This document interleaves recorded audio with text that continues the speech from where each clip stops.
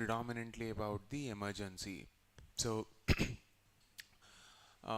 Hindu did not have many important issues, so I picked up the Indian Express. So one after the other, you will see every single article revolving around the theme of emergency. But before that, let's see. During the time of emergency, Indian Express was one of the uh, most important media houses where there was a lot of resistance. The founder, Ramnath Goenka,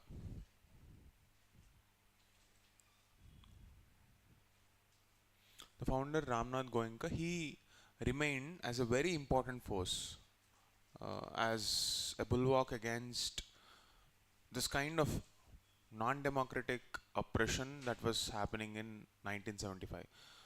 What is the story, background, everything? Let me briefly explain. But before that, we'll see and explore the other articles. Okay, I can't quote exactly what Donald Trump said. It's quite shocking that the kind of language that the president is using on official fora is a hallmark of the state of affairs. You can read the headline and understand it for yourself. Simply put, he's not able to handle either of them. And the biggest joke is that this guy is nominated for Nobel Peace Prize by Pakistanis. Anyway, okay, the long story short, just another day of two sides bombing each other and the mediator having no clue how to stop it. That's the story. Anyway, I'll come back.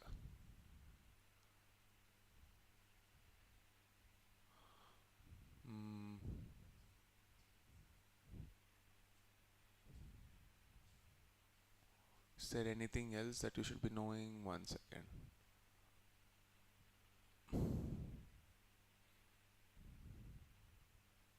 Nothing much today, that's all. Okay. In 1975, India witnessed the darkest phase of democracy. June 25th, 1975, emergency was imposed. Now, what is emergency? Emergency is a tool that is given by the Constitution to safeguard the sovereignty of this country. When can the sovereignty be challenged? Again, let's go back to the concept of social contract between an individual and the state. Individual and the state, it is the state's responsibility to protect its citizens. And to protect its citizens, it gets the authority to do so because it is a sovereign body. What is sovereign? You have four components: population, territory, sovereignty, and government. It is because of this sovereignty, that is the supreme power, nobody can question a sovereign authority. That is why, to protect that sovereignty, you have an emergency provision within the Constitution. Clear? The objective of emergency is to protect sovereignty. When will the sovereignty be challenged? When some other country, for example, this is India, okay, some other country is attacking India, or within India you have rebellion. There is some civil war kind of a situation within our own country. People are fighting amongst themselves and we do not have any apparatus to control. In these two situations, either internally we are seeing some disturbances or externally someone is attacking us. These are the two situations in which sovereignty might be challenged. Okay. The other alternative is, the other alternative possibility is In a federal structure, you have a situation where you have the union government and states. In the present scheme of constitutional things, union is more powerful.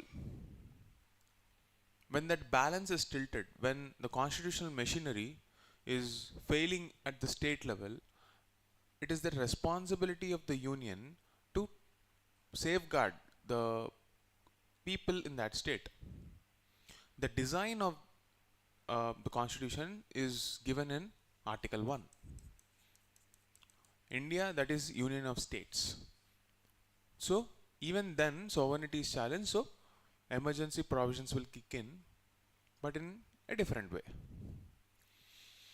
If you take a look at the constitutional provisions on emergency, you have emergency is imposed in 3 different situations. When there is an external aggression or internal disturbance or armed rebellion, as it was called before. Then you have, after the 44th amendment, then you have at a state level, constitutional machinery is failing. So you have President's rule. I'm just revisiting Lakshmikant here. And then you have Article 360, financial emergency. These are the 3 situations in which you will see emergency. This is the polity Lakshmikant level basics that you might get in prelims, the prerequisite knowledge. So previously you did not need the entire cabinet's approval to ensure that emergency provisions kick in. You just need Prime Minister's advice. But something changed in 1975. Why did it change? How did it change? Etc. is the backstory we are supposed to know. On the eve of 50 years of emergency, this theme becomes very important for your next year. UPSC has a tendency of repeating certain important areas, but after a lag of 1 or 2 years, or maybe even this year itself. So what kind of questions can you expect at prelims level, at mains level? In prelims level, the usual emergency kind of situations, and in your NCRTs, you can expect questions on the events that happened in 1975. So you can see the post-independent India, post-independent history. In mains level, this post-independent history has not been given enough weightage for a very long time. I am anticipating a return of post-independent India this year or next year, especially on this theme or the events that happened in 1975. I was just going through because this is a topic that was out of our normal observation, but NCRT has certain important points. So I wanted you to check. I was just going through the old the NCRT chapters, just to clarify where the list of topics that you should be reading. And 12th class NCRT has some events, historical events, which might be asked as a MCQ about the chronology aspect. So go back and have a look at that post-independent India history events. Okay. Anyway, I'll be briefly covering them here, but let's start. The trigger event started with this Raj Narayan. Okay. Basically, what happened? This person has filed a complaint against Indira Gandhi, citing that there was an electoral malpractice, and the court actually found Indira Gandhi guilty, and that is the trigger point. She was asked to vacate her office, and that was a trigger point for imposing emergency. Indira Gandhi at the time felt there was a need to create more order than respect the democratic values. The checks and balances were gone for a toss, and democracy was taken for granted. And that was the darkest hour of Indian democracy, because a single person thought that it was her prerogative or her moral responsibility to dictate how a country should run. And it's almost like a return of the 250-year period under British rule. Pretty undemocratic. So you have certain lessons to learn, and how different sections of the society resisted against this.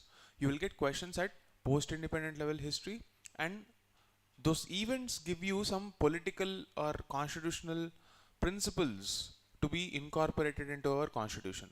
Those two things will be extremely important. So if you take a look at this page, the emergency page, you will have various luminaries or important personalities who contributed to the idea of how democracy should be, and the argument under that can be used even in ethics as an example, also in essay. This is how I want you to use the entire articles today. Take a look at this article, Justice H.R. Khanna. Just note down these names. Justice H.R. Khanna.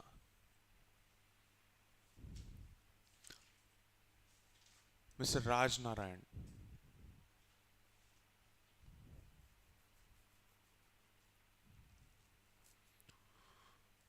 Jaiprakash Narayan.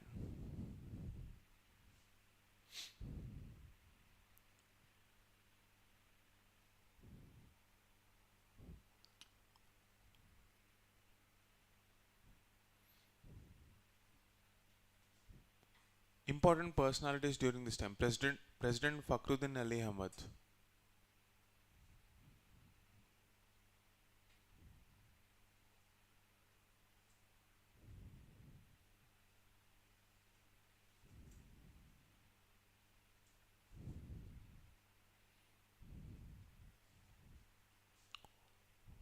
You will also see this Shah Commission. See, you don't have enough literature and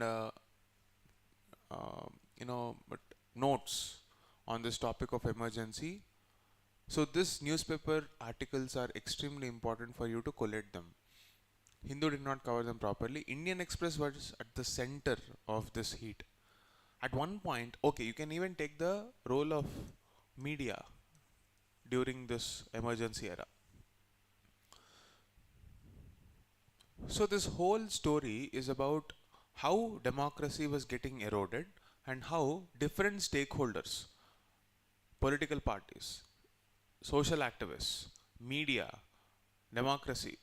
judiciary, other stakeholders like lawyers, etc., who are not covered in this.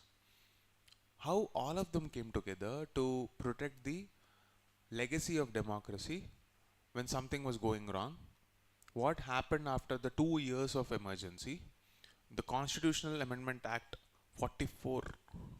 How did it impact the democratic route after that? What are the important cases? You have to note down all of this. Clear, everyone? Now let's come back. So the structure is clear, right? What is emergency? Why is it important? Going back to Lakshmikant, revising Article 352, 356 and 360. The pre-emergency and post-emergency changes that we have seen. How Article 44, this can be a standalone question in your polity, because 44th Amendment Act literally protected democracy. What happened under this 44th Amendment Act? These are the set of issues that you should be preparing from prelims level.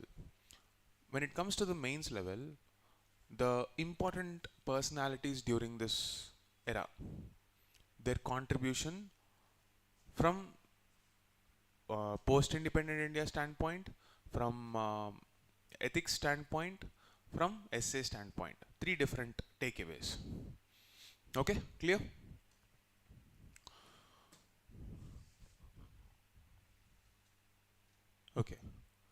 This person's contribution is predominantly uh, political in nature. So this led to a series of changes in laws and how it protected the democracy from a political angle. You read this article, it is self-explanatory. In short, this famous case, Raj Narayan Singh case,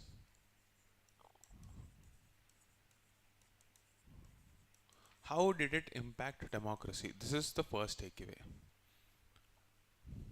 I will not explain everything because you wouldn't be reading this article. There is a background story here. I want you to read these articles, every single article in this page. Extremely important. If not for exam sake, at least to understand the phases of our Indian democracy and what happened, the list of events that happened back then. Please read it for yourself. And if you have any doubts, any confusion about this cases, etc., tomorrow come back and ask me, but put some effort to read it for yourself. This article is about JP. There is something called Sampurna Kranti.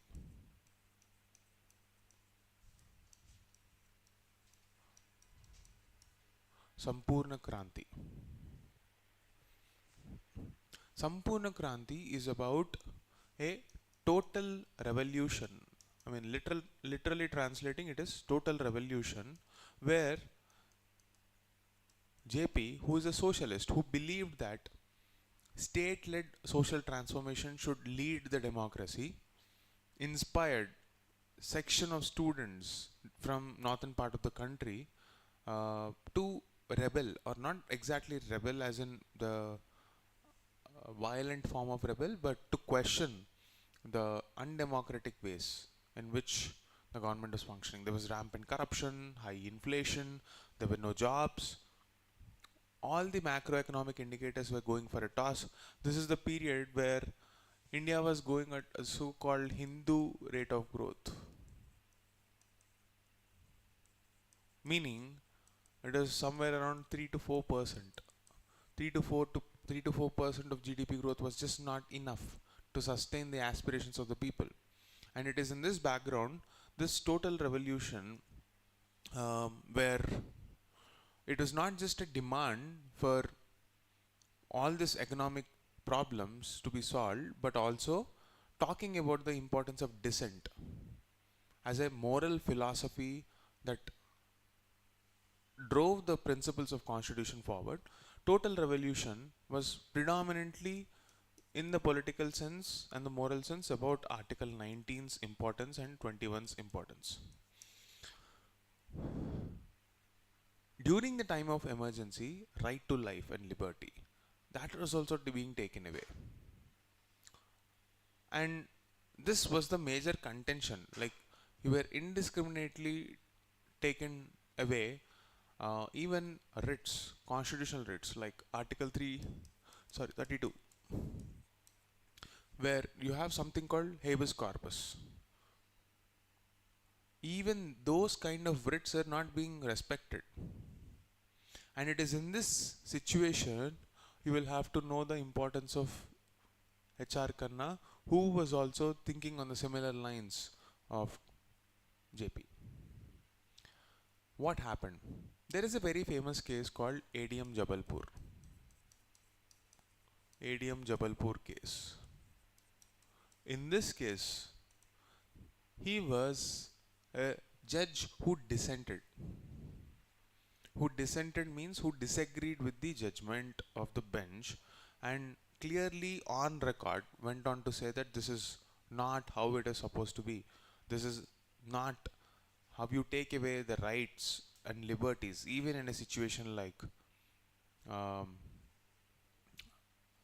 emergency. You can use this example in ethics under a concept called crisis of conscience.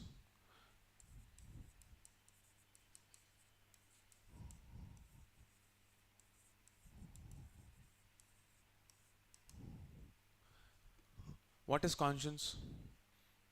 It is like an inner voice which will not allow you to sleep peacefully if you do something wrong. It is the GPS that will keep you on track when something is wrong outside.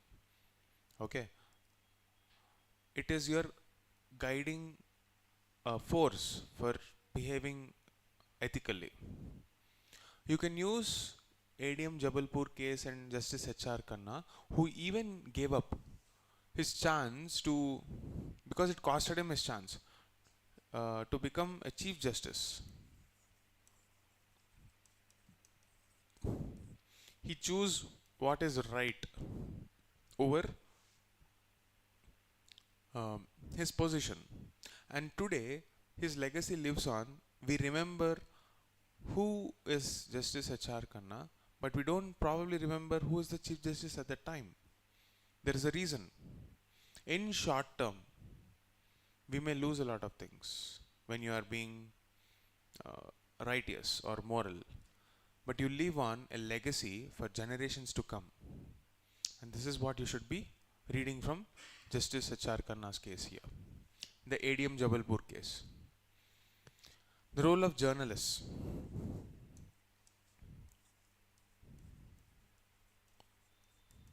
And role of media. See, the role of media can be an important theme in ethics. During emergency, you can quote two examples. One is Indian Express. Indian Express used to print blank editorials, like just under the heading editorial, there was an empty page. It was an expression of dissent, even during times of emergency, and the government can't criticize, or the government can't stop newspapers from doing so, because there is nothing unreasonable. Mr. Ramnath Goenka, who's the founder of Indian Express, you can quote him in your ethics answers as well. Integrity towards your profession, professional ethics. You can quote Mr. Ramnath Goenka in that. Also, another newspaper called The Statesman. It used to print poems which are like a subtle critique of the government. This is exactly how it was happening even in the pre-independence era. So these 2 years, the government has behaved like the British government at the time. There was no respect for constitutional values or the democracy therein. The larger narrative that you can think of, or the legacy that this period passed on to the next generation, can be systematized through 44th Amendment Act. What happened after the 44th Amendment Act? For example, prior to this, emergency could have been imposed by Prime Minister's advice just like that. Now, a full cabinet approval is necessary. Prior to this, approval of emergency, 2 months was okay. Parliament can approve this within 2 months. So, Prime Minister decides, let's have an emergency. Either to stop it or disprove it, 2 months of time was given to the Parliament. But that was reduced to 1 month after the 44th Amendment Act. Then, what other changes happened? The definition under Article 352 on the grounds of emergency changed. Clearly specified, internal disturbance is too vague. The grounds of imposing emergency changed after the 44th Amendment Act. Okay, see that. Parliament can withdraw emergency. Again, all these points will be extremely important for your prelims MCQs. So please pay attention. Emergency can be removed just through a simple majority by Lok Sabha. What is the logic behind this? Imposing emergency means that it is a very grave situation and threat for democracy. Right. Removing emergency means that we are restoring order. Why should it be difficult for a parliament to revoke to normal conditions? Why should we make it more complicated? That is why simple majority is enough to remove emergency. And it is difficult to impose emergency. So this is the logic, this is the funda. And this change also came after the 44th Amendment Act. And in subsequent cases, how emergency shaped the basic structure doctrine. What is the legacy of emergency and how did it shape cases like Minerva Mills case? And what is its impact on Article 21? This can be analytical. This whole set of issues can be the analytical framework in which you can expect questions for mains. This Shah Commission report can be used in your answers and essays again and again. Please remember this Shah Commission report, very important. There is an infographic here. The states that saw most number of detentions during emergency came from Uttar Pradesh. Okay? So these are the set of issues that you should be preparing. Also here, read this. Durga, Dictator and Democrat. How the three veins ran parallel in India. It's a very, very interesting piece. Okay, please read this article. See, despite this darkest hour in democracy and the bad legacy that Indira Gandhi left behind, there are also some landmark kind of events that happened in her period, in her prime ministership. So I want you to know what those events are. Take a look at this. Durga, Dictator and Democrat. It's a very beautiful way of summing up the legacy of Indira Gandhi. So I want you to pick up this line and use it in your essays, ethics, etc. Okay? Durga means someone who has a strong resolve. Dictator means something, in a very negative connotation. And a Democrat, where she upheld the principles of democracy. She lost an election in 1977, but won it back again. Imagine what would have been the conditions under which she came back to power despite 2 years of such horrible phase in Indian democracy. So you should be curious to know the story and use it in your essay ethics. Okay? This is all we have for today. The couple of editorials that we're talking about. Where is that editorial? Yeah, this one. It's again the same thing, like what happened in this time period. It's a mere repetition of the other articles that we discussed today. And how is it relevant for the present times? See, whenever we are talking about historical events, one possible question in mains is I'm trying to understand the legacy and the lessons it has for the present day. One of the biggest important reason why we study history is to observe patterns. There is a quotation, history repeats itself. First time as a tragedy, second time as a farce. If history repeats itself again and we notice it for the first time, it's a tragedy. It's a possibility that we must have overlooked the patterns. But if it is repeating for the second time, it's a joke because you have not learned anything from it. And this underlying or undercurrent, the thought that you have to remember when you're reading history, should always be linked to the present times. Whatever you do in your past has some connotation for the present day, where you will take away something for the present day. It's relevant for the present day.